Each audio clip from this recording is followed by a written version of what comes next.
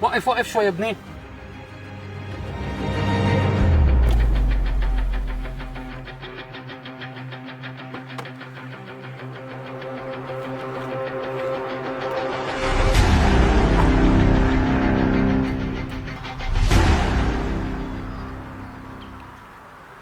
ايش بك عمو؟ عمو من شوي جو واحد اشترى من عندي واعطوني 5 مزورة. ورجيني هلا شوف عمو. لا عمو ما فيها شيء، هي ما هي مزورة، بس هي قديمة شوي. خلص راح اخذها انا واعطيك وحدة بدالها جديدة.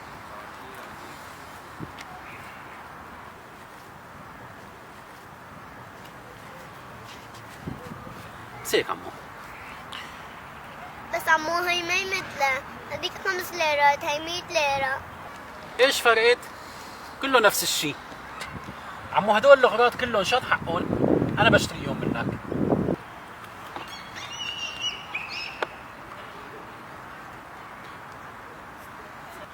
عمو هدول كلهم حقهم 25 ليرة. تمام عمو اتفقنا، راح اخذهم.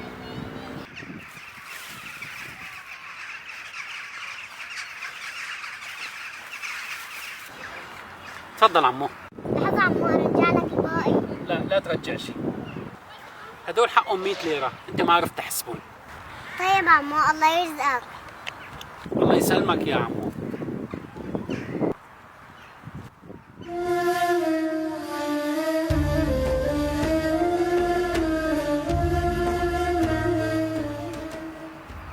عمو ليش مالك لابس جواب؟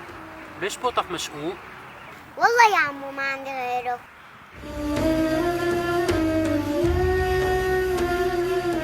يا رضا نعم بابا. تعال عندي نزيل ابني شوي، تعال.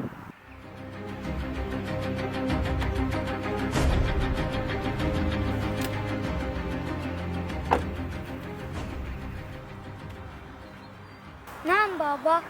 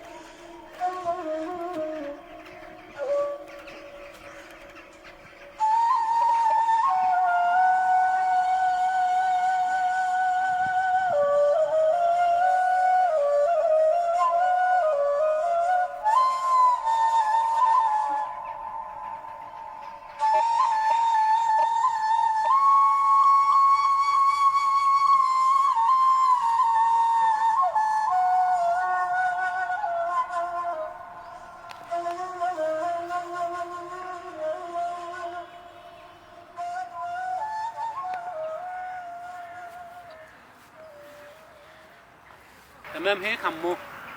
ايه تمام عمو الله يرزقك.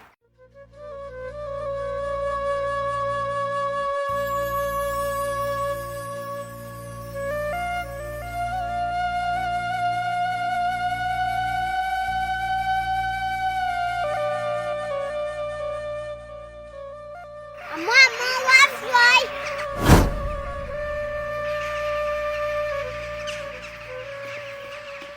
عمو انت مين؟ مين يعني؟ انسان مثلي مثلك. لا عمو انت في جواتك سر.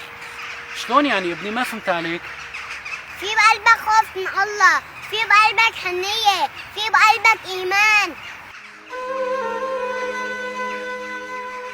عمو بتعرف الله شو عم يكفيني انت؟ فرحت قلبي من جوا، بعمري ما فرحت هيك فرحة ولبست بوط جديد. عمو بس بدي منك طلب صغير. تفضل عمو. أنا شفتك لما حطيت لي هدول مصاري بجيب جاكيت، وأنا ما رح أقول لك ما بدي إياهم وما باخذ شي من حدا، بس هلا هدول مو صاروا إلي وأنت عطيتني إياهم؟ إيه طبعا عمو. بدي أأمنك فيهم أمانة، تبعتهم لأخواتنا اللي قاعدين بالخيام، ما عندهم مكان يناموا فيه، وعم بيناموا على الواقف بالميات والطوافين. يلا خدهم.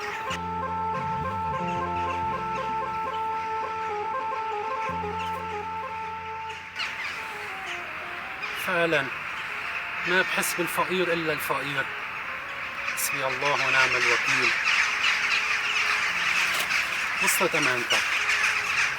عن ربك ما راح يضيع شيء. الله سبحانه وتعالى في القرآن الكريم